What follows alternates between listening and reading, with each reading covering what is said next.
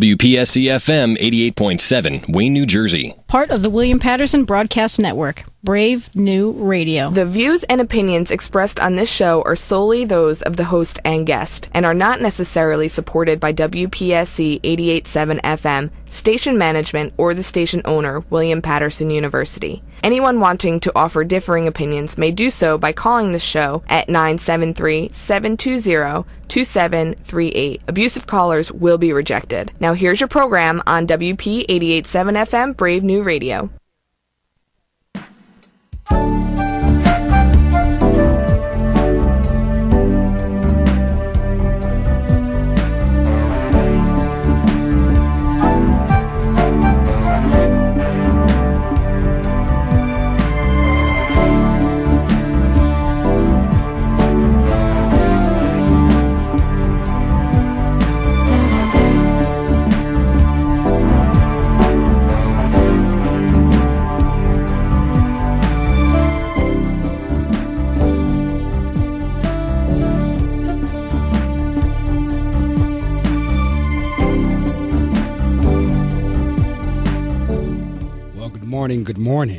Good morning to you, and it is indeed a good morning, even though it's a little drizzly and rainy here on the East Coast in New Jersey where I am, but it's still a good morning. If you can hear my voice, you're listening to another edition of the Reading Circle with Marc Medley, and I am your host.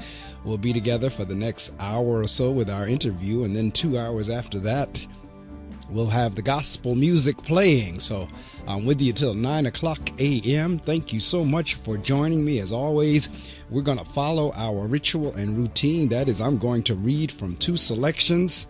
I'm going to give you the weather. I'm going to introduce our guest, share some information with you with a public service announcement, and then our interview will be underway.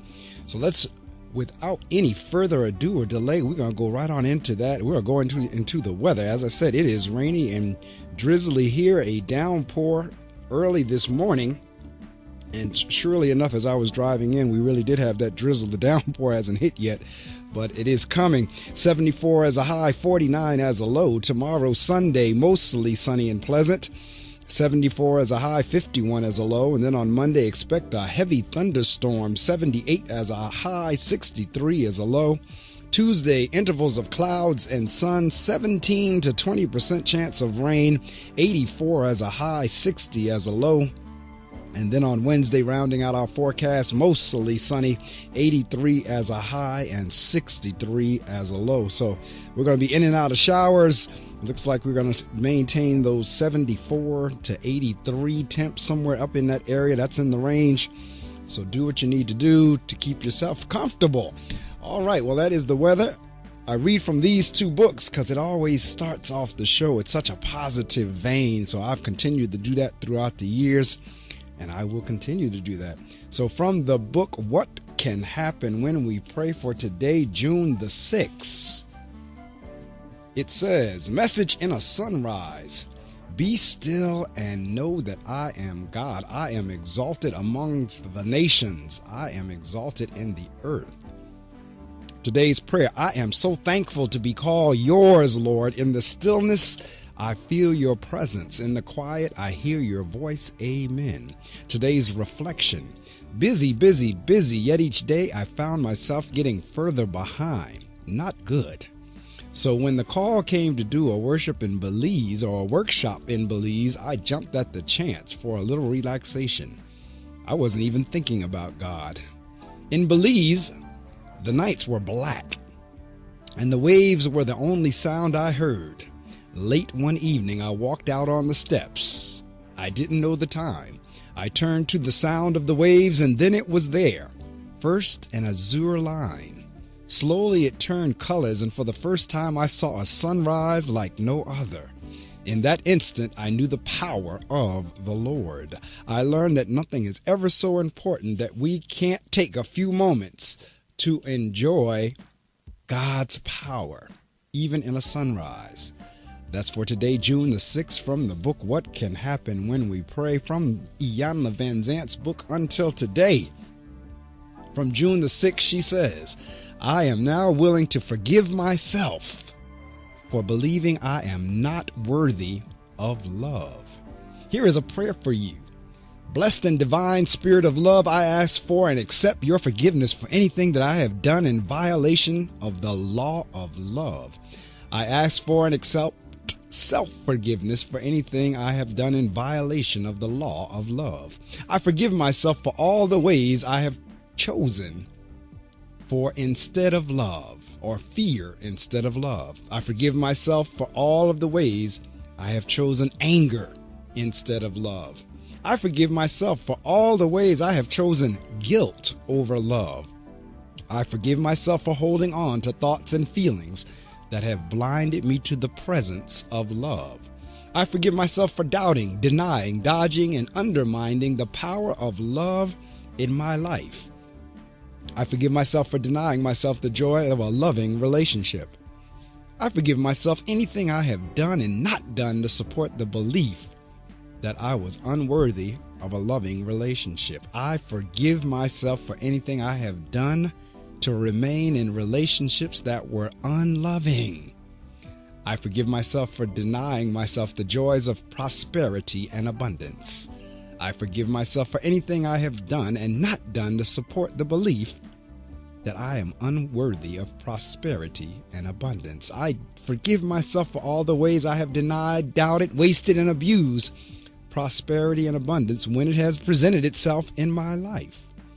I forgive myself unconditionally for anything I have done in any way I have done it to deny the prosperous and abundant presence of God's love in my life. Until today, you may have been preoccupied with the ways and times others have denied you love or thwarted your efforts to attain prosperity and abundance. Just for today, forgive yourself for being the one and only one who has stood against you on your quest to realize the abundance of everything good and loving. Today I am devoted to forgiving myself for denying myself the prosperous and abundant blessings of love. That's from the book Until Today by Iyanla Vanzant. That's our morning readings for today, June the 6th. And now it's that time to introduce my guest. I am excited. He is on the line. He's one I have known for now, let's see, this is 2015, so it's been at least 10 years. At least it's been since at least 2005. I remember we met at Heather Covington's event out in New York, and that was at least 10 years ago. And that is none other than the NAACP Image Award-winning Tony Rose. He's the publisher and CEO of Phoenix, Arizona-based Amber Communications Group, Incorporated, the nation's largest African-American publisher of self-help books and music biographies, the 2013 44th Annual NAACP Image Award winner for Outstanding Literature, the 2015 First Read Expo Lifetime Achievement Award for Outstanding Literary Work and Leadership, the Los Angeles Leimert Park Book Fair, Jessie Redmon Fauset Book Awards, 2014 African American Book Publisher of the Year, and the Harlem Book Fair, all right now, Phillis Wheatley Book Awards 2013 African American Book Publisher of the Year. ACGI's imprints includes the NAACP Image Awards winning Amber Books Publishing, Amber Classic Books, Self-Help Reference Books, Colossus Books, Music Biographies, Amber Wiley Books, Self-Help and Financial Books, co-published with John Wiley & Sons Incorporated, Joyner Amber Books, co-publishing with the Tom Joyner Foundation, and Desmoon Books Fiction. Tony Rose led the movement towards modern independent book publishing for the African American self-publisher and independent book publisher as we know it today, and I welcome him to our Reading Circle microphones. Tony, good morning. Good morning, Mark. How are you? I am well, thank you. And as I said, it's so good to reconnect. I happened to be on Facebook the other day, and I saw a message actually you had sent me a little while ago about the release of your latest book, because generally with the social media, I usually go through Hootsuite, and that sends everything out to all of them. So I don't go on all of them individually all the time. So when I happened to go on Facebook that day and I saw it, I was like, oh my God, I didn't respond. And then I immediately sent you the message back, and then you sent the message back to me, and we reconnected. And as it turns out this morning, I had the opening because last week my guest called in thinking her interview was last week when it was really this week. So it left the opening, and I said, "I tell you what, you want to do the show Saturday morning?" And you graciously agreed, and here we are. Here we are. It's 3 o'clock here in Los Angeles. And here I am. Well, it's been, while listening to your opening phrase and books that you read from and soliloquy, I was reminded of how much I enjoyed our last conversation and interview, and that was in 2004. That's right. It was in 2004, and I was in New Jersey at the time, New York, New Jersey area, working, and I'd been there for about a year. And I'd met you at Heather Covington's affair. Yes. That's right. And we met. And your show is still wonderful, still the best, and you're the best interviewer going. Well, thank you, sir. That's saying a lot coming from you, so I take that, and thank you so much. Yep, thank you. I gave my sons and a lot of people our interview from that day. And actually, whenever I listened to it or played it, it was on tape, cassette tape at the time, I'm reminded of our mission. Yes. And when we began Amber Books and what it was about. We began Amber Books in 1998, which turned into Amber Communications Group, Inc. in 2001. But our mission was to provide for, by, and about books for African Americans. That's correct. And the mission still remains intact, I'm proud to say. Well, and it is ever so important, and I'll tell you why, because our need to be able to read and read well is more critical now than ever. And it's interesting to think back, as you said, in terms of that our first interview being on tape, because now we've zipped through and now they're on MP3 links, and I usually put the archives on YouTube now. So that's how quickly we've gone technologically. But that digital world. Yeah, it is. But that need for us to be able to read, and the fact that your book is the latest one, deals with the viewpoint of Black America. It all comes together, and I know, like you say, the mission of this show when it started was to encourage people to read more. I didn't care what you read, just as long as you increased your amount of reading, with the hope that something you would hear on the show would cause you to go out, buy the book, and read it. And the fact that you provided, because and I know, and especially during the time that you came through and started Amber, and certainly before, the old adage was, if you wanted to hide something from Black people, put it in a book, and they'd never get it. And right. It's joke, but it's a sad commentary on African Americans, at least the perception of us not reading. So the fact that you started Amber, the fact that you were an African American that started a publishing company, said volumes. Thank you. What I found out through deep research is that, it didn't take a whole lot of research to find this out, but there were laws against us reading or writing in America going back before it became America, going back to the English and French and so forth, that you could be lynched, killed, burnt alive, castrated, all kinds of things could happen to you in America if you were caught reading or learning to read or writing, because there were laws that said that African Americans or Africans could not read. Slaves could not read. We came over here as slaves, all of us. I would say a good 95 to 99% of us come from that background. So what I found is that even though there were laws against it, we prevailed over and over and over and over again in our struggle to read. That's correct. To write. And not only to read and write, but to publish and self-publish books. It goes 200 years into our history, reading, starting newspapers, talking about our plight in books, Frederick Douglass, up and down. You'll find self-published books. You'll find right up to John Johnson with Ebony Magazine, going all the way back to Trotter, to W.E.B. Du Bois, going back further than that, 100 years more of us telling our story over and over again in America. So that was a stereotypical situation that we didn't read or write. That's correct. We've always read and wrote That's here in correct. America. even against the laws that said we couldn't. That's absolutely correct. And it's interesting you would bring that up because tomorrow I'm the keynote speaker at a scholarship luncheon, and the title of the talk is going to be Why We Must Read. And, that's right. and that's where I'm going with that whole thing. And some of that research that you're talking about is the same research that I've come across as well, and especially in terms of, say, of Frederick Douglass and again, the slaves that were, again, like you were saying, could be killed for just learning to do something that, everybody else was doing. But Right. our slave owners and everybody else dealing with that knew the secret, and that was that whole notion of knowledge. And so Right. you gain knowledge by reading. And I say, again, I applaud you because there were other companies out there. And a lot of times there were not companies geared toward the African-American community. And I remember whenever you had folks like Terry Woods and some other folks that kind of came out with that genre, that's whenever it seemed like I started hearing a lot of African-Americans start talking about reading books. And now you came out with a whole nother area, which was self-help. And as far as long as, again, I can know from folks such as Louis Farrakhan and Martin Luther King and all the folks, that message has always been for us to be able to do for us.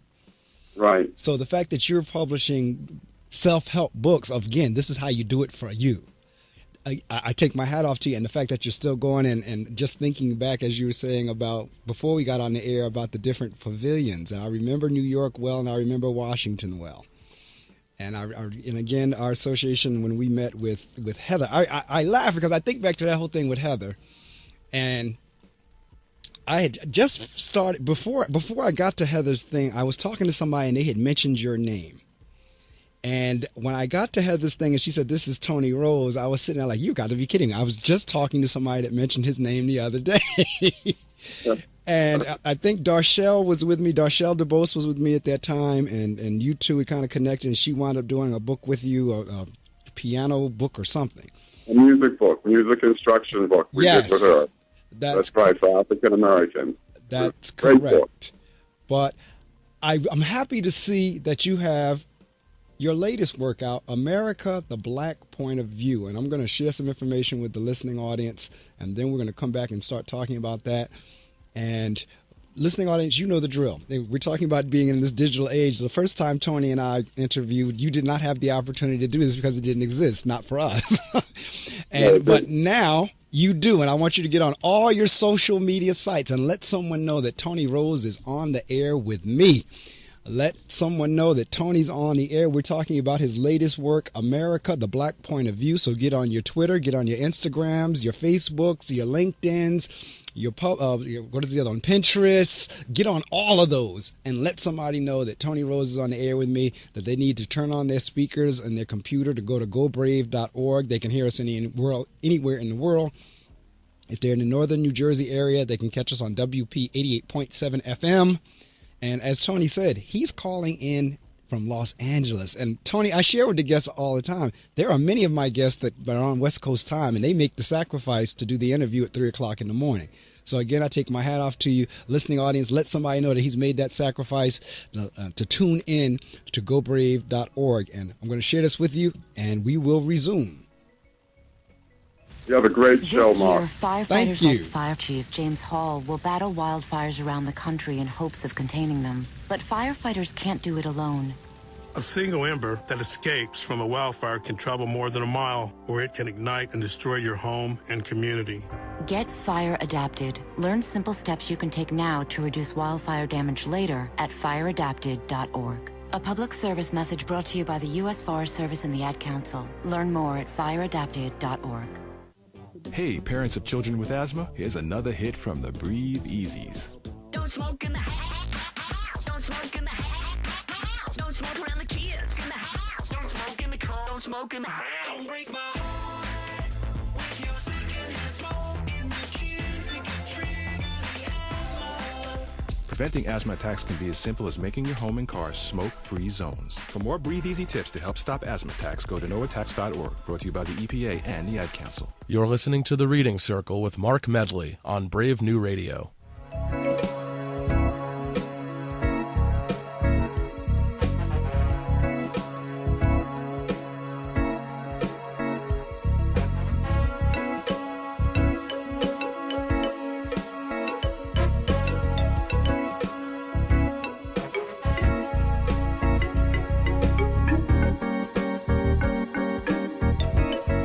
All right, I never ask anyone to do what I would not do myself, so I took a couple of additional seconds because I was actually typing in here on my computer. It says NAACP Image Award-winning author Tony Rose is on the air with me right now on GoBrave.org. Tune in. So I just sent that to all my social media sites. I was doing that whenever the PSA actually ended, so that's why it took me a couple more seconds to get back on the mic, and I need you to do the same. Pull out your mobile device, your phone, and I need you to text somebody because you won't want to miss this interview with my good friend Tony Rose. And we're talking about his latest work because he's done much. I abbreviated his biography, but if you go to his website, or if you go to the website of the book and go to About the Author, you can read all his various accomplishments, and they are many, and I am proud of him because he looks like me, and I look like him. And believe me, I am not anti-white. I'm not. I'm really not. I'm not racist. I'm not even considered myself prejudiced, because there's a difference between prejudice and racism, but at the same time, it is always good to see someone within your own race doing well. So I am thrilled and happy for Tony, and his latest book is America, the Black Point of View. So Tony, let's talk a little bit about that. Where did that come from? Well, America, the Black Point of View, an investigation and study of the white people of America and Western Europe, and the autobiography of an American ghetto boy from the projects to NAACP Image Award winner, is about, I started this book probably 40 years ago, and when I was a very, very young person, and traveling across America one summer. And what I wanted to do was write a book then about our plight, about living in the real ghetto, the real projects, about my mother and father, my family that I came from, and the people that I encountered while growing up, and how we had to live and survive. There are two things that I don't believe in. I don't believe in the word race.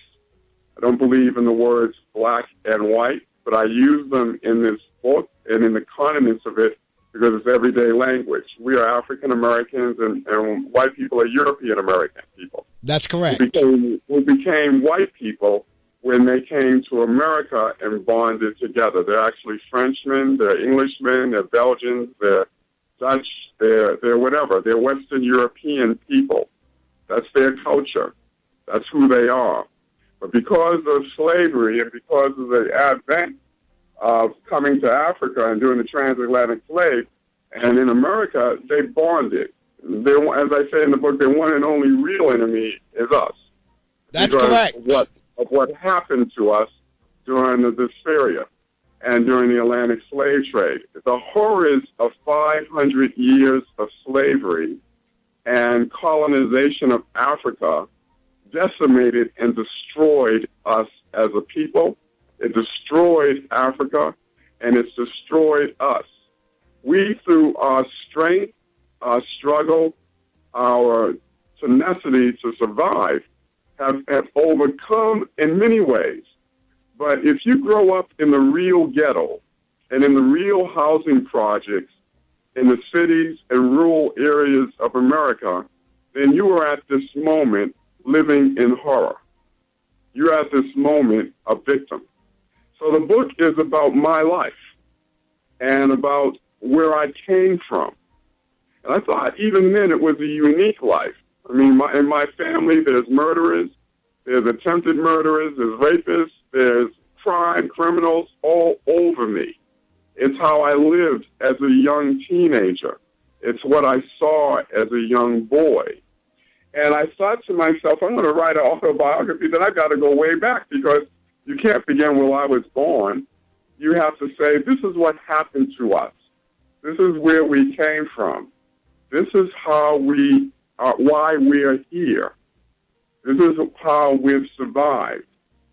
This is why we've had to use the word survival. Correct. Use the word. You can't be a racist. You can't be prejudiced, Mark. I can't be because we didn't begin this. Correct. We're not the racists. That's correct.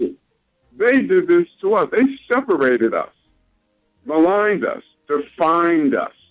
And so my book, an investigation and study of the white people of America and Western Europe, defines them and who they are and what they did over and over and over and over and over again because of greed, because of the want of power, because of the want of land, because of the want of everything. They wanted everything.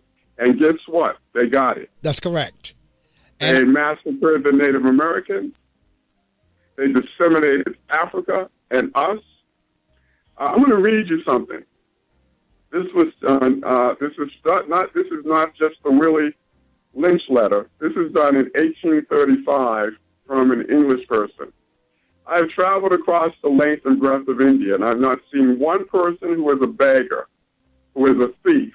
Such wealth I have seen in this country, such high moral values, people of such caliber, that I do not think we would ever conquer this country unless we break the very backbone of this nation, which is her spiritual and cultural heritage, and therefore I propose that we replace her old and ancient education system, her culture, for if the Indians think that all that is foreign and English is good and greater than their own, they will lose their self-esteem, their native culture, and they will become what we want them to be, a truly dominated nation. And you said this was not the Willie Lynch letter. This was prior to that. This is 1835, and this is talking about India. Okay, because I'm very familiar with the Willie Lynch letter, and I'm sitting there listening to you kind of like with my mouth hanging open, because they're essentially saying the same thing. What I want your listeners and you to understand is this was an international thing. Africa, the English, the French, the German, Belgium, Spanish, Portuguese, Dutch. I go on and on about Western Europe. What they did was go into worlds of color, people of color's nations, and destroy the nation and take the riches, the gold, the minerals, the land for themselves. They conquered the world. They went to the Pacific Islands, Hawaiian Islands, all over the world. And what they encountered were people of color. Africa was just part of it. The same thing that the English Lord said in India could be applied to the same thing was said in Africa, could be applied to the same thing that was said in America. How to dominate us, how to make us theirs. So this book, even the title, when I was writing the title, I didn't even want to be subtle. I just wanted to say it's an investigation study of the white people of America and Western Europe because it defines who they are rather than us always being defined by them. This is true, and I'm going to tell you why I'm glad your book is out at this point in time as well, because I don't even want to mention this author's name or book, but I'm going to do so because I want to put folks on notice. Because whenever I'm not on the air, I listen to other talk show radios and the national and worldwide ones, and this particular author was on the air the other day, and his name is Colin Flaherty. And he wrote a book, and the title of his book was Don't Make the Black Kids Angry. And his is just the opposite of yours, where he's now blaming all the ills of American society on black people. And he said that boldly. So that's why I was glad to hear that you said you were blunt, because certainly the Colin Flahertys of the world are blunt, and we need to be just as blunt and tell our stories as well. And that's why your book is critical, because there are other books that are saying the exact opposite, trying to paint the picture the other way. Yeah, we're painted in the image of those who captured, enslaved, and destroyed us. Their culture of violence is our culture now. Right. And where we live in the ghettos, on top of each other. Poverty breeds so much evil.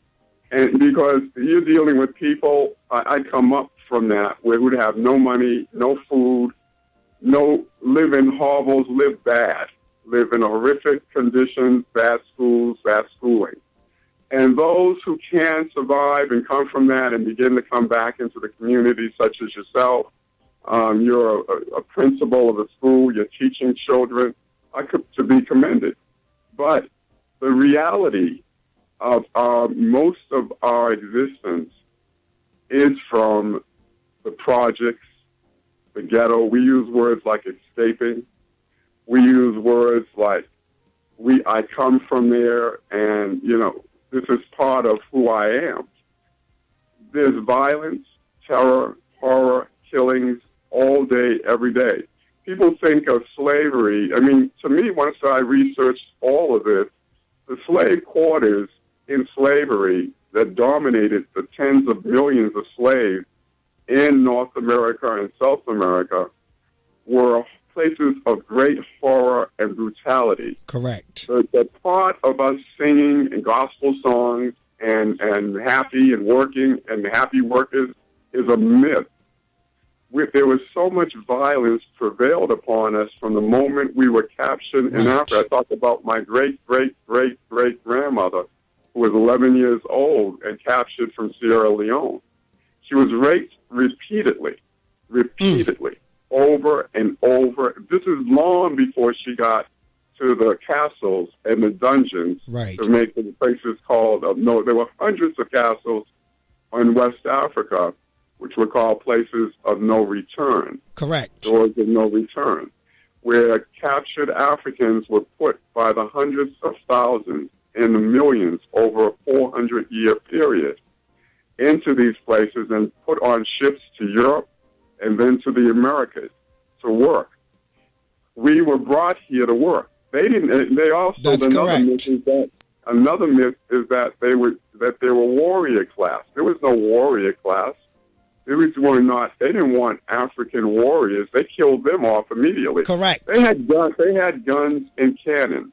They had been to Western Europeans had been to Africa maybe 100 years before. They were still primal medieval people coming with swords and lances and more bows and arrows.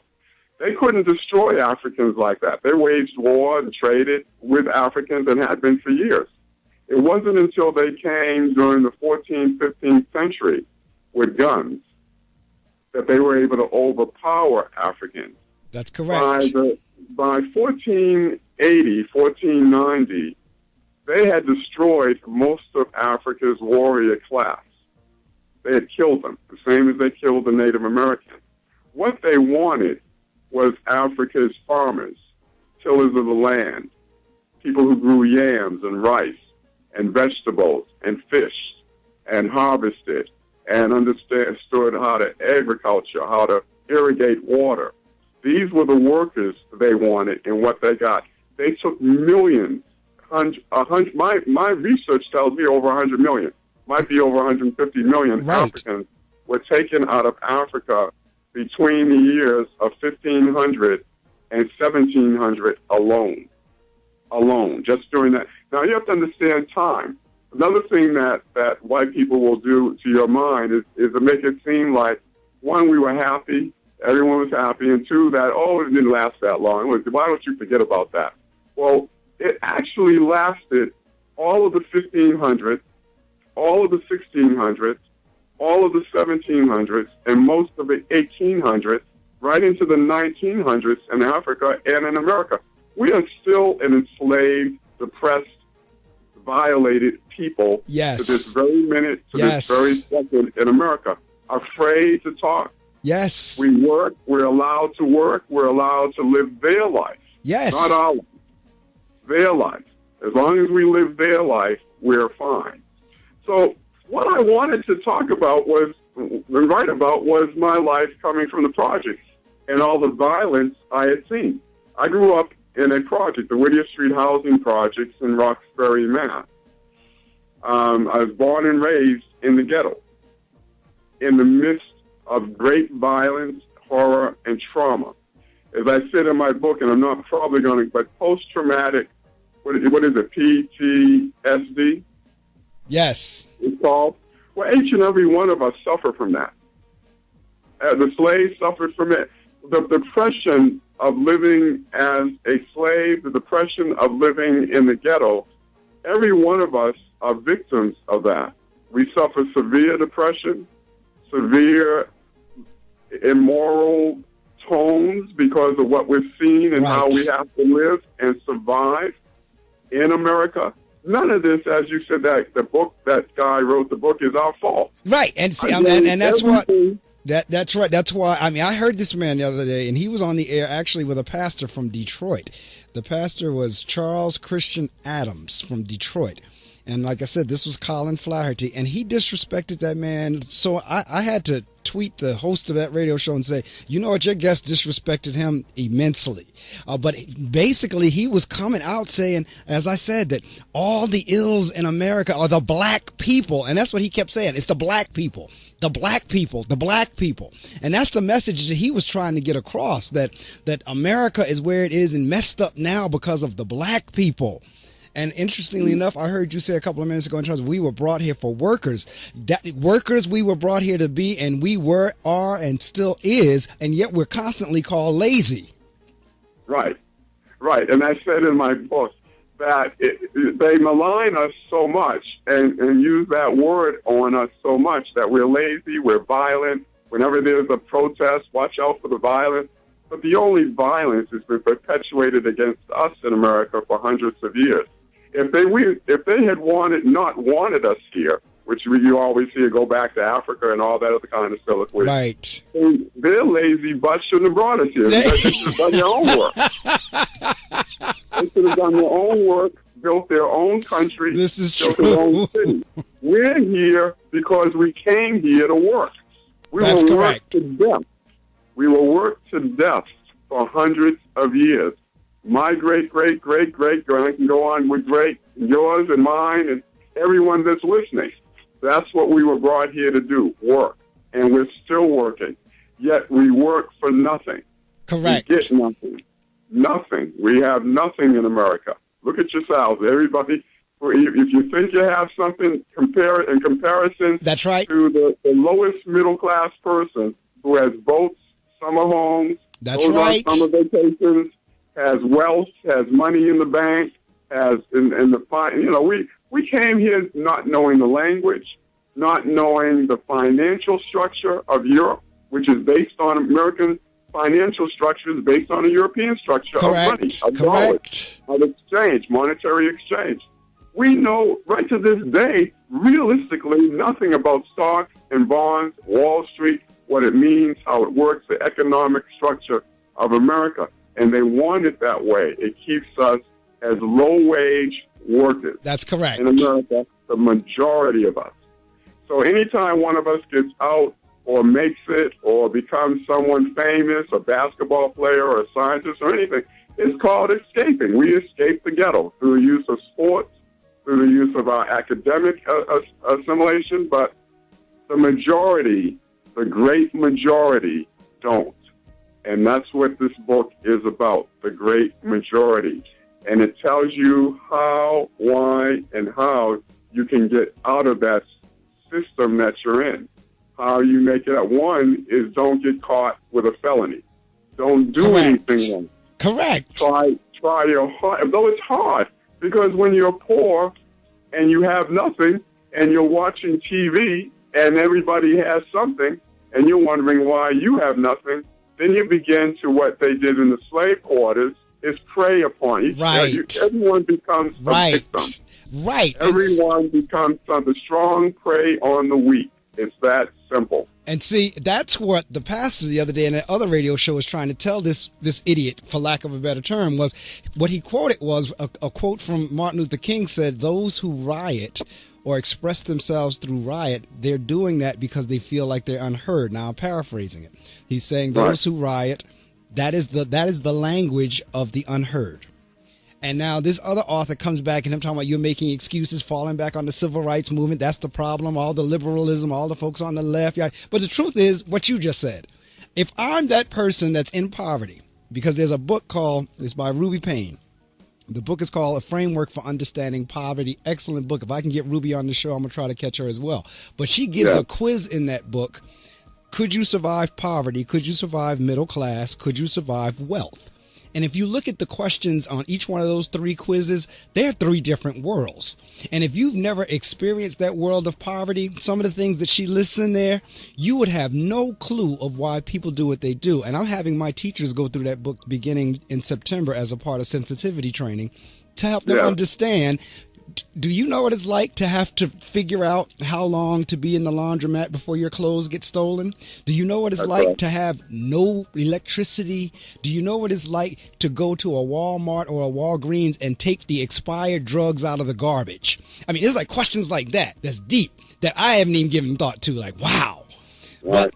I'm going to read you two passages from the introduction. Yes, please. Of the book, which can be found at www.theblackpointofview.com. You can also get the book at www and see all of our Amber books and Colossus books at www.amberbooks.com, AMBERBOOKS.com.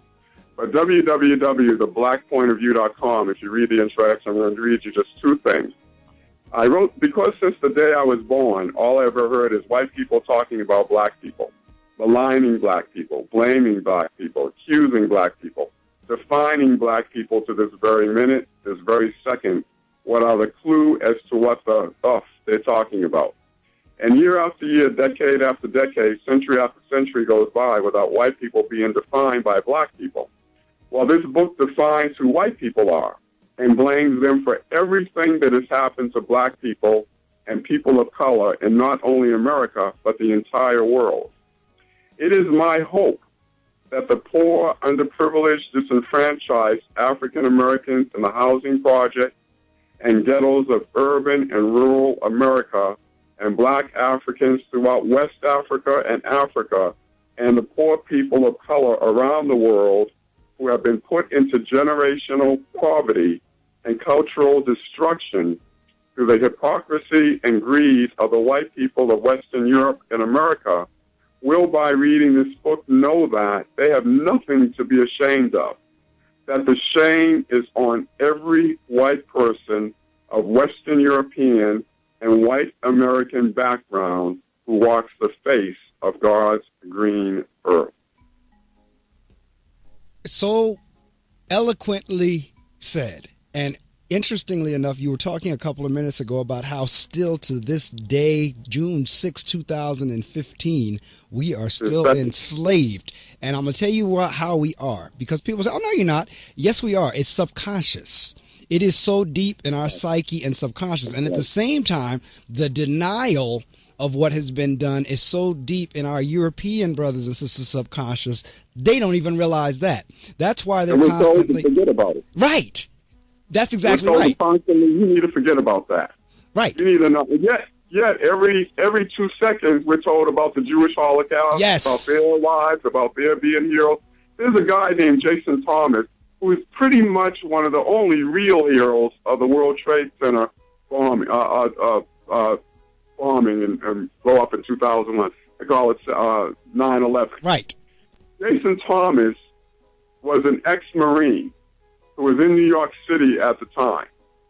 He's the only person who found two people alive, who went through the rubble of the World Trade Center, not knowing about all the harm he was doing to his body, walking and breathing in that air that very day. Correct.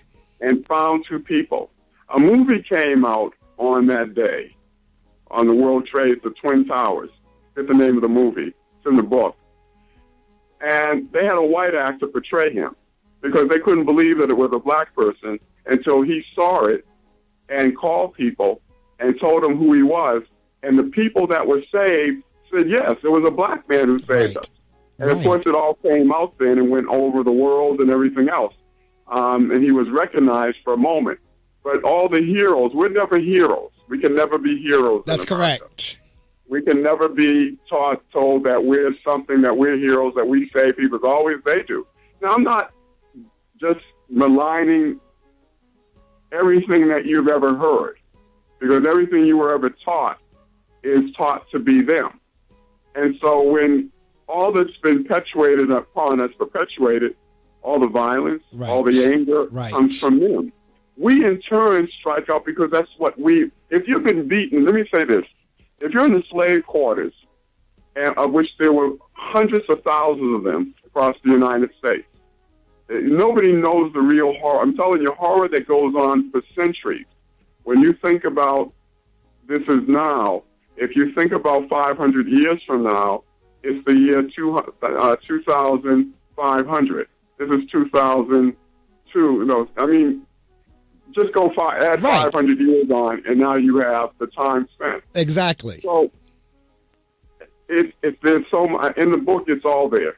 www.amabooks.com, www.theblackpointofview.com, and you can begin to understand why America and our cities are the way they are, because it goes over and over. As Reverend Al Sharpton said, I'll always have a job because they'll always be killing us. Right. Well, the thing is, that's right. It's just sad but true. And violence in our communities because they're programmed from slavery. As I said before, within that context of slave quarters and our ghettos, which is synonymous to me, they're the same. You had every type of person living in that slave quarter, whether they were pedophiles, incestuous relationships, sexuality, immoral, because you have a whole world of white people. All white men did was rape black women. That's correct. What they did. That was their. That's what. With so many different colors in America. That's right. That. And so, I mean, and no one wants to talk about that. They did that right up until the 60s, 70s, and probably, if they can get away with it in some areas, are still doing it. But as a massive situation in the 1500s, 1600s, 1700s, and 1800s, massively. So the real guise of slavery is rape and violence. That's correct. And see, again, as I was saying, in terms of the subconscious, in terms of the language and things that are told and said, that's why a lot of time when our European brothers and sisters, and I always phrase it that way because that's the way Martin Luther King phrased them, whenever our white brothers and sisters and European brothers and sisters, a lot of times the true feelings come out when they get caught up is after they've had a little bit of alcohol. That's why you'll get politicians and news commentators and TV people. They get caught out there and wind up losing their jobs because they've said something that's really off after they've had a little alcohol. And see, that's when the true feelings start coming out because subconsciously it's there. If you talk to them sober, they're going to say, no, that's not true. And for many, it may not be. But for many, it is true. It's buried. Somebody pointed out to me something that I had never thought of in terms of if you ever watch football, the difference in the description between an African American who's playing the game versus a Caucasian who's playing the game, particularly at the quarterback position. A lot of times we're always described as an athlete, and the Caucasian is always described as a thinker.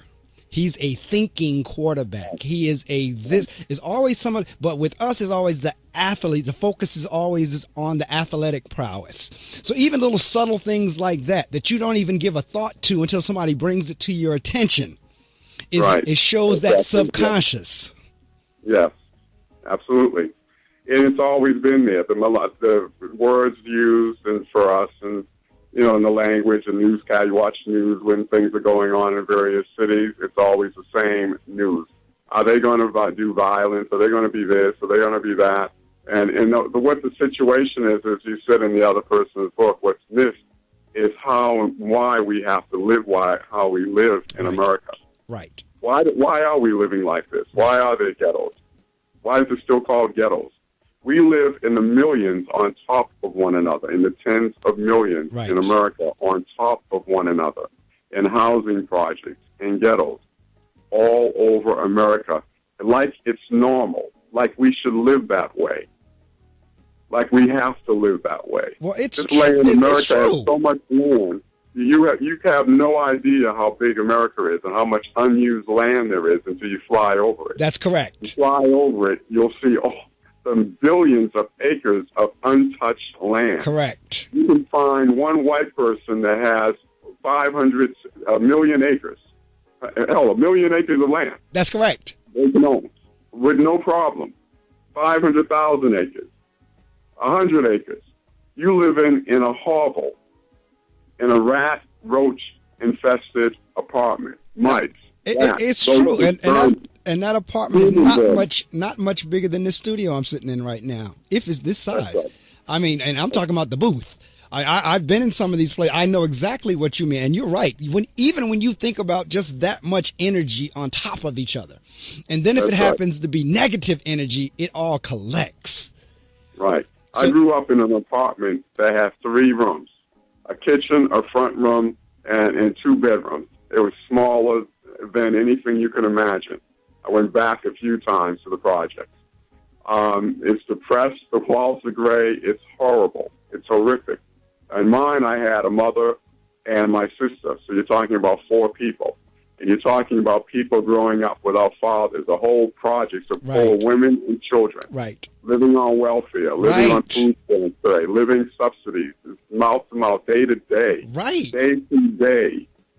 Eating, not eating. So I talk about all that in the book and talk about the projects and how do you get out and how I got out, because I got out, and what was used for that and the things you have to perpetuate, the skills you have. I mean, the skill called hustling. Correct. I mean, I was a hustler as a child. Absolutely. Hustler. 6 years old, I'm working selling newspapers.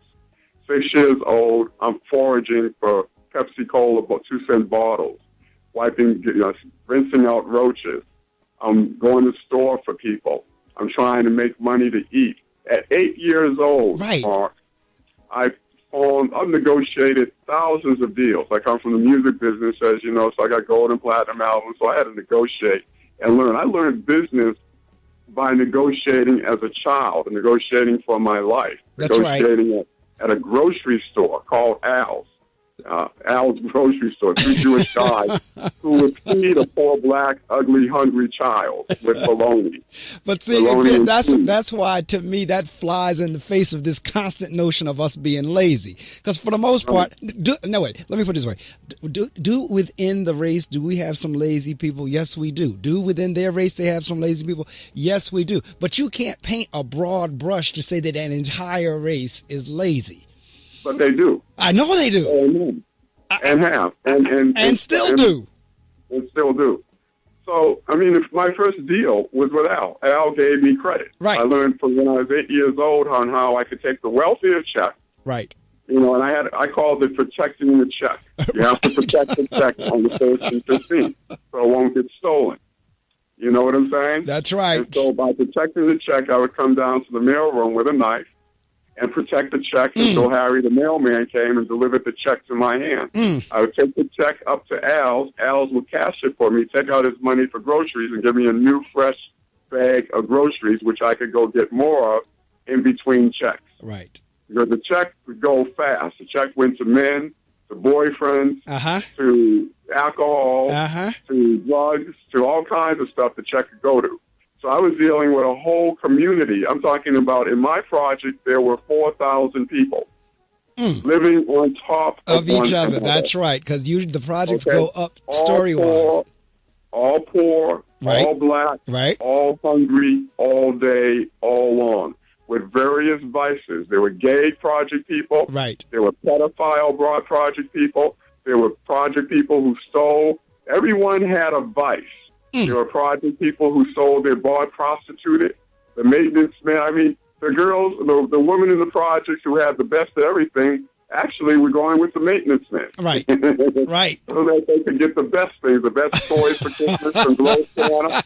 I had to learn about the Salvation Army, St. Vincent de Paul, the Blessed Sacrament, the nuns in schools up the street saved my life. I had to learn everything. I was one of the greatest hustlers. In fact, in 2008, excuse me, not 2008, in 1988, when I came back to Boston, just before I worked with Maurice with New Kids on the Block, right, in Boston, I was called the greatest hustler to ever come out in a ceremony with hustlers. Okay, so the greatest hustler would ever come out of Roxbury, the Black Ghetto, because that's what I was. I went out into the world and hustled my way to gold and platinum albums and an NAACP Image Award and tons of other awards. I know that's right. Built companies that last to this day that have sold millions of products around the world. Right. That's what I did. This little black child. That's right. In the project. That's what I did because I started hustling at 6 years old. I know that's I got right. out there and hustled my way out. And you know what? And interesting you were saying about the music business. The music that's playing in the background is my own CD. I'm going to have to send you a copy of my CD. I forgot all about that. So I got to get your address because the music playing in the background is my own original. Did the whole works on it. So I'm going to send you a copy of that. Beautiful. It's beautiful music. Thank you. But you're absolutely right. I wish you were here in New York. I'd have you as my graduation speaker on the 19th for my 8th graders because that would be beautiful. I would have you as the commencement speaker. If you were over here on the East Coast after this conversation, I'd have you as our commencement speaker on the 19th. And you know what? That's an honor. Thank you. What we're going to do whenever school comes back in session, if we get a chance, because what I've begun doing, Tony, is some of my guests on the show, because I've been so enthralled and so enthused after their interview, is I've actually connected with them to Skype with my students. So sometime, if I don't get it done, I doubt if we get it done before the 19th, but you never know. But if not, certainly in the new school year, I'm going to do a Skype session with you and my students. Thank you. I'd love to. What I do is I bring them in the auditorium and they get a chance to see you on the big screen, and you can see them sitting in there and they can ask you questions and you can talk to them. But I try to expose my students to as many people and as much as possible, because you are right. Many of them are growing up in the exact same situation. And for them to hear people say, look, and it's not even a matter of, like you said, I know we use that word escape and get out. And it's just a matter of making life better for yourself. And here are some of the steps that you can take to do that. Because like you said, that environment, first off, it was set up as a social experiment to begin with. That's the first thing, that whole project concept. It was set up as a social experiment to begin with. And then when you start talking about welfare, because when you said it, it came to mind. That whole system in and of itself is designed to break the family up. Because anyone that has dealt with welfare knows that you cannot have a man in the house in order to receive welfare. So that alone has folks breaking the family up. That's why you had Mother's Day and Father's Day and all that stuff. Whenever the 30th came around, or the 1st, or whatever it was, all of a sudden the man appeared. All of that came from the design of that system. Absolutely. It's all there. I write about it all. It's the good and bad, ugly and broken, I call it. And it's all there. www.amberbooks.com. America is there. You know, it's America, the black point of view, the investigation. I want people to understand these words. The investigation and study of the white people of America and Western Europe, and the autobiography of an American ghetto boy. And see, I'm glad you put the emphasis on that word investigation, because people listen to me and listen to us well. There's a difference between investigation and opinion. Right. Tony is not telling you what he thinks. He's telling you what he's researched. Now, one of the things in our business, in the business I'm in, I'm constantly being challenged with, well, what does the research say? The research says it's research-based. So therefore, what Tony is telling you is this is not an opinion-based book. This is research-based. Absolutely. Absolutely. It's what I said. It's defining who they are. Correct. They are the worst serial killers and rapists in human mankind. That's and I'm going to say it again. And I hate to be given so much publicity to. I'm kind of doing the negative publicity thing, but it's still publicity nonetheless. That's why the fact that this don't make the black kids angry. Well, don't make the black kids angry. Did you ever think about you angered the black kids a long time ago? That's right. Listen to this. It was done for their children and their children's children. Right. They killed the Native Americans so that their children could have a better life.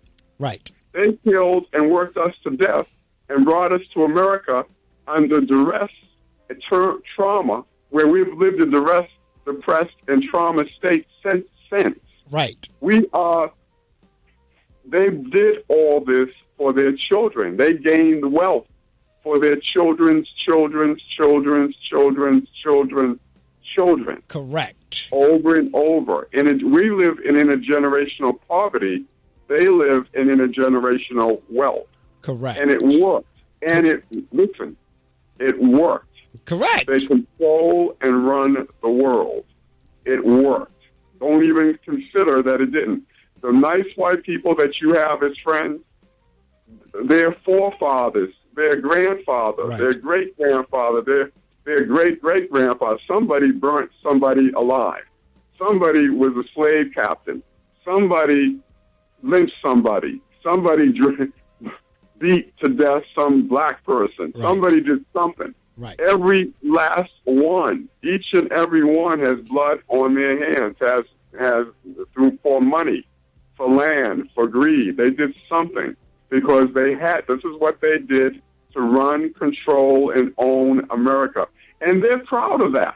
Correct. In their history, you can read their legends. Correct. Read who their history. Read who their heroes are. Correct. Read who their heroes are in war. I mean, they worship war. Correct. And violence. Correct. And this goes back to Europe. This is all European. They're European people. They worship these things, yet they'll smile, talk to you, but never once are you to say who they are. Never once are you to define who they are. Correct. They will define you up and down. They will call you, you're lazy, or you don't, or talk about, well, you didn't have a father in your house, or your condition is this way in the ghetto because you're violent, Right. and you need to do this, Right. you need Right. to get more education, it's always you need to do this, you need to do that. This is true.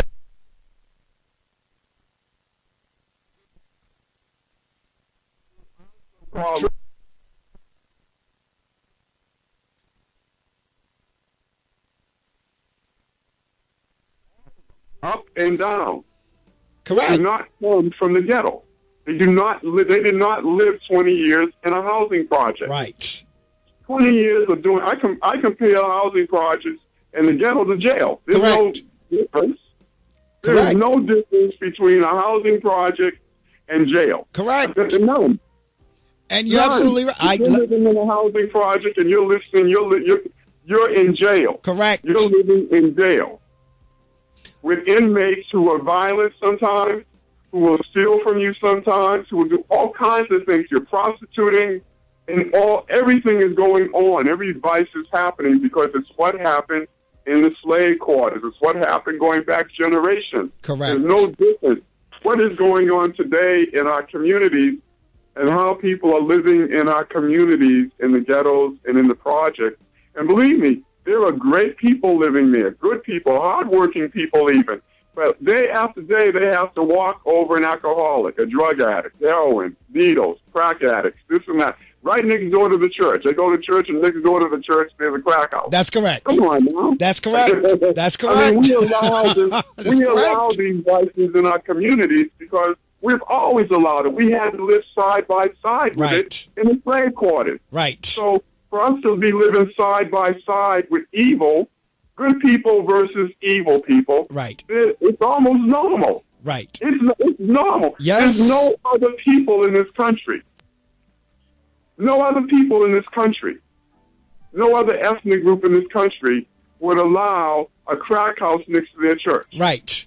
Would allow prostitutes to walk the streets in their community. Right. To allow rapists to survive. To allow people who, you call it the word hustle. Right. Hustle means in some ways there's some level of evil contained with it. That's some correct. level of illegalness. That's in other right. words, illegal vices. Everyone has some type of illegal vice they're doing to get over, to get ahead. And this comes because of the whiteness. This is where we are. It's in the 7 o'clock hour. I needed to share some information, but again, going back to this grand design, and sad part is I'm sitting here like tingling listening to you, because the sad part is, and I hope enough people read your book and maybe they will begin to get what you're saying. A lot of folks really don't get this. They don't see the design. If you go to an African American, particularly in the hood or in the ghetto, quote unquote, you see a whole different advertising scheme in terms of billboards and everything else than what you would see in suburbia and in other towns. There are certain things that's advertised on billboards in a black community that's not advertised in another community. That's right. But people don't see that. They don't see that design. They don't see that. Well, why is that alcohol being able to be advertised here, but it's not advertised there? Right. So that's what I'm saying. Let me say this to you. Yeah. Let me tell you this. Let me share this with you, and this will tell you everything. in the ghetto, and I don't call it the hood. The hood is just a word trying to make it like it's hip. Right. Or it's the ghetto. It's a ghetto, and it's a housing project. It's the project, the brick. Where does that crack pipe come from? Where do the papers and smoke? I mean, none of this stuff is the alcohol, the liquor stores, the crack pipe. None of this stuff is manufactured in the ghetto. That's right. All of this stuff is imported in by white people, by white manufacturers, by white distillers. We don't own any of that. We don't own Zigzag. Right. We don't own the crack pipe. Right. Where did this crack pipe come from? Where does these heroin, the needles, all this used to keep us depressed? Right. Self-medicated against the horror you're living in day by day. And even if you're working a job, a job, you're not getting paid enough to move out. Right. You can't leave. Right. You have to stay. Right. Even if you're a good person, right. You have to stay. And when you stay, you watch your sons, your daughters, your grandchildren. Somebody's going to get pulled under. Somebody's going to go into gangs. Somebody's going to become an addict. Somebody's going to become a street person. And see, the exact scenario you've described, the school that I serve as principal sits in. That's why I'm sitting here tingling, because you're describing what I live on a daily basis. That's right. Because the school that I serve sits right across the street from a housing project. That's right. The school God. Yes. Yes. I know. Yes. I understand more than you know. And it's in the lowest economic area of the city, the third largest city in New Jersey. It's in the lowest economic area of that city, the lowest ward. The lowest economic ward of the city is where my school sits. So all this stuff that you're talking, I live with 500 of them on a daily basis. On a daily basis. I said that God led me out. God taught me and brought me to good people. I found my way. Right. I found people to help me. Right. I found good people, black men and black women, right. to help me at first. And then other people helped me from other ethnic groups. Right.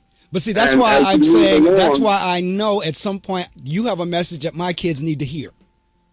Right. And I say that, it's not every white person. I say, but 70%. In the book, I said that someone once said we should spit on every white person we see. And I said, well, not everyone, maybe just 70%. Because I believe there's 30% of white people who are good people. Right. Who try hard to help, who try to do the right thing because they know right. what happened. Right. They keep that understanding. They're not denying what has happened to African Americans and Native Americans in this country. They know what their forefathers right. did. They know what their ancestors did. And they try to help. Some try to go to Africa. Some try to go to India. Some right. try to go to the various places and Middle East and try to help. But nobody, after a while, the Middle East, these people were raped and right. violated the same as Africa by England, right. America, and everyone else. And you wonder why they hate you. Right. And they try to say they hate us because they hate us because of centuries of being violated. That's correct. And see, that's what I mean by the bigger picture. Folks really don't see the bigger picture. And that's where reading and knowledge and thinking and critical thinking, that's where all that comes together. Critical thinking. We must think. And yet, so many of us become dulled by alcohol, drugs, provided to us, as I said, by the word I don't like using, but by the white man. Yeah. Provided to you. In the ghettos, you can go to the liquor stores. We were surrounded by two different things. Jewish white grocery stores, little, what you call bogadas, you would call them in New York That's City. right. And liquor stores. Surrounded. That's right. Surrounded. That's what and so I grew up with alcoholics. I grew up with pimps, with murderers, with rapists. Right. With prostitutes. These were my friends. Right. These are people I knew. These are people that say, I miss so-and-so, I miss so-and-so. How are you doing? What's going on? How are you?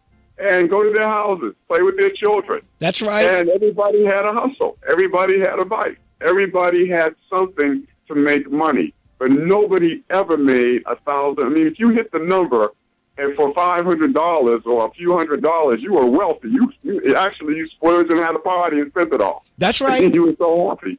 That's because right. Reading the number, I ran people's numbers as a number runner. Now, see, there you go. I ran numbers. I would go to the house, knock on the door.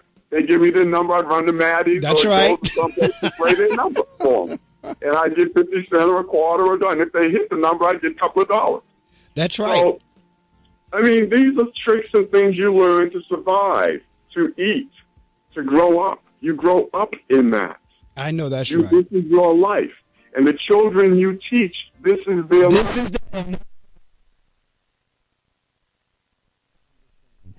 Now, if they come there and they've gone through all that and you antagonize them or provoke them, you've now stepped into their territory and you're going to lose that battle. Right. You're going to lose it. You're going to lose it. They're harder than you. That's right. They understand the violence. They understand That's correct. How to malign you, how to get over on you. That's right. To create havoc for you and more trauma for you. That's on a right. daily basis. That's right. That's what I did as a child and a teenager. I had everything you could imagine I did and happened to me. And more. And more. www.theblackpointofview.com. Well, I Go tell to my you what, website. I'm going to share this information with the audience. I'm going to come back and give you the chance to promote that again. But before the day is out, I know you was going to send me a copy, but I'm going to download it on the e-version before the day is out. All right. Because I'm going to start reading that today. I'm going to share this with you, and when we come back, we're going to wrap up. But man, like I said, I'm not exaggerating. I'm sitting here tingling. I really am. I'm sitting here like just knowing that somebody else out there gets it. So, I did it. I'm the real thing. That's why I wanted to write. I finally said, okay, it's time to do it. Yes. This is who I am. I come from the projects. I come from the ghetto. This is how I did it. This is how I got out. This is what you must do to survive. Yes, indeed.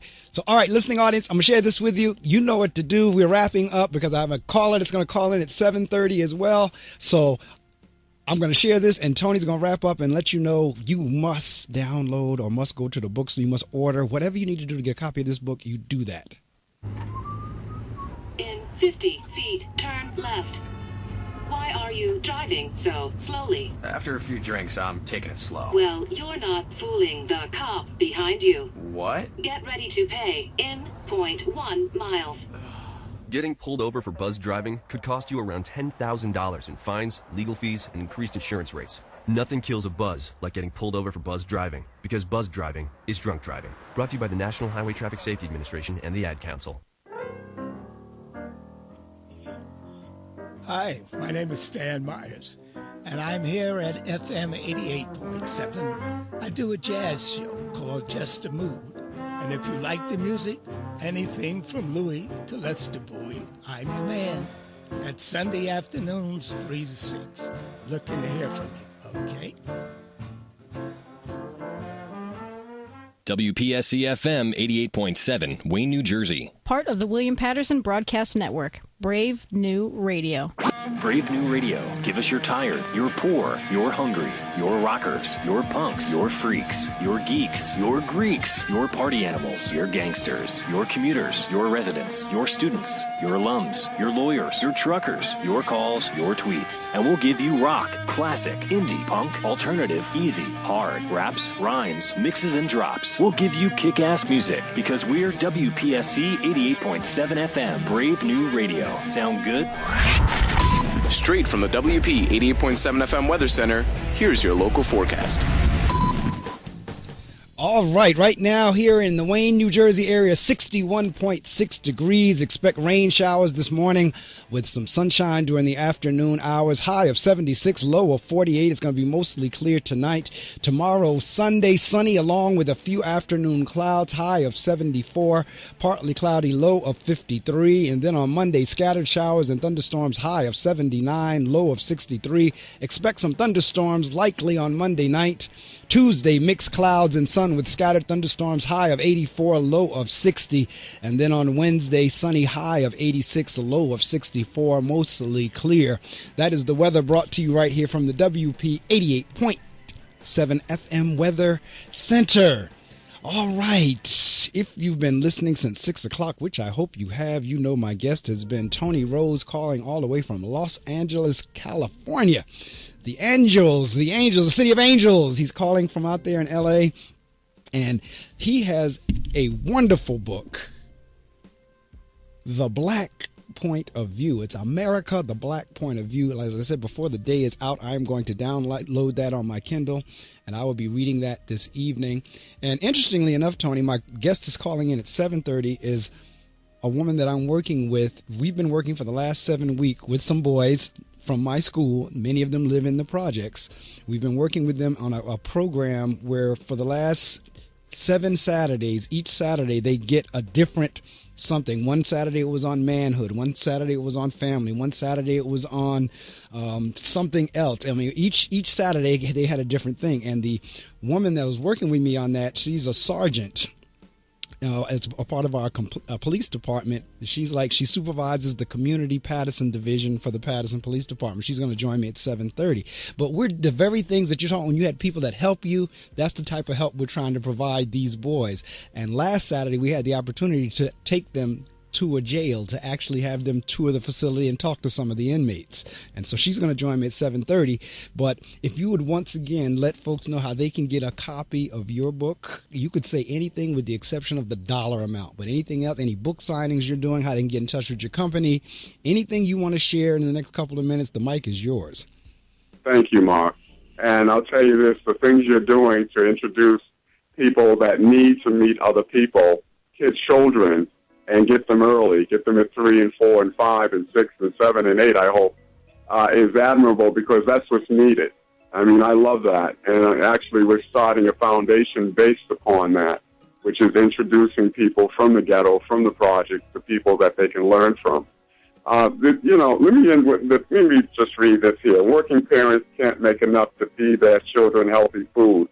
And the masses of black people in America have nothing but a rat's nest and a ghetto apartment or project apartment. These same white politicians are continuously belittled, looked down on, lied to, cheat, and blame black people for everything wrong with America, with a smugness that always suggests and says that no atonement, no reparation or thought for black people is necessary for anything, especially the horrors of slavery, Jim Crow, and segregation, and that our ancestors' pain, suffering, and blood for this country does not and did not matter. So I thought I would write a book that also tells black people, and especially white people, why reparations and atonement from white people in the United States federal government is necessary. You can get this book at www.theblackpointofview.com and www.amberbooks.com. I think it's a great book. Oh, you know what? And I haven't read anything other than the intros and things that you provided for me through the email. But just talking to you this morning, I know it's a great book. And like I said, before the afternoon is out, I will have downloaded it. I will have begun reading it. And depending on, because I may be doing either a book study or something with it, I may wind up ordering additional copies in the future for another project. Because again, it is a message that needs to be heard, and it's real. And when I hear stuff like I heard earlier in the week from this other gentleman that just kind of blew my mind, that we're to the point in 2015 now that we are brazen enough, because at one point we tried to kind of remain subtle. But now I think the subtleness is off, because even some of the things that happened with President Obama has never happened to a president ever. I have never seen a president, no matter what we thought or didn't think about him, that a congressman or a senator stand up live and call him a liar. Straight out. Right. I've never seen or heard of a congressman or a senator for any president or first lady crack on her shape. Talk about, she's a little portly herself. How is she the one talking about health? I mean, I've never heard those. But they feel like they can do that because it's an African American. Truth be told, even with this election, I'm watching the folks that are jumping in the ring to even run for the presidency. And I sat there and I looked at that and said, you know what? I understand what's going on here. Folks think that because an African American male got there, they think, oh, That's a piece of cake. This is easy. If he can do it, I can do it. So they're throwing their hats in the ring because I'm looking at people that know good and well they're not going to be qualified to be no president of the United States, and yet they feel, well, if that black man got there and he did it, then I can do it. That's right. That's absolutely right. He's been a great president, one of the greatest presidents ever in America. He's helped a lot, has helped hundreds of millions of people in their lives, not only us, but white people. He's helped them immensely. Yeah, but see, this goes back to what you said. This goes back to what you said earlier in the interview. We'll never be the hero. Never. Not in America. No. So it's changed completely. And so, Mark, you have a great show. Your subject matters are always intense. I appreciate you very, very much, and thank you very much. Thank you, and I'm so glad we reconnected. And I always make this disclaimer in terms of the equipment, because I record the show, and every now and again something goes awry. I don't think that was the case this morning, but what happens is I archive this in YouTube. So when I go home later, I'm going to edit everything and put it on YouTube, and I'm going to email you the link, and you can do what you want with it, share it to anybody you want. It'll be just like you said, you still have a copy of the tape. I'm impressed, because that was back in the days when we were doing things on cassette. So if you still have that cassette tape, I am impressed. But now we have the MP3 link. That's right. And I'll shoot that out to you before the weekend is out. Thank you very much, Mark. Thank you. Welcome to the digital age. I know that's right. So it's about what, 4:23 there? Yes, that's right. It's about 4:23 in the morning. It's 7:23 there. I appreciate that you took the sacrifice, but man, was this conversation worth it? Thank you very much. It's knowledge. It's like you said, it's all about knowledge and understanding. It is. And with this knowledge, both cultures will begin a dialogue that can be truly open and honest. Absolutely. How's Therese doing? Reverend Sharpton? No, Therese, your daughter. Oh, Therese. Therese Fleetwood, yes, Therese. Yes, Therese is wonderful. She's living in Dallas now and doing her bridal wear. Yes. And costuming. She's done some work in Hollywood on a few motion pictures. And she's thriving and doing well. Oh, good for her. Tell her I said hello. I see some of her stuff on Facebook every now and again, and on Twitter and some of the other social sites. So tell her I said hello, and your family and everybody else. Thank you, Mark. Same to you. It's been wonderful. Same here. Take care now. You too. We'll talk later. All right. Send me your address, Mark.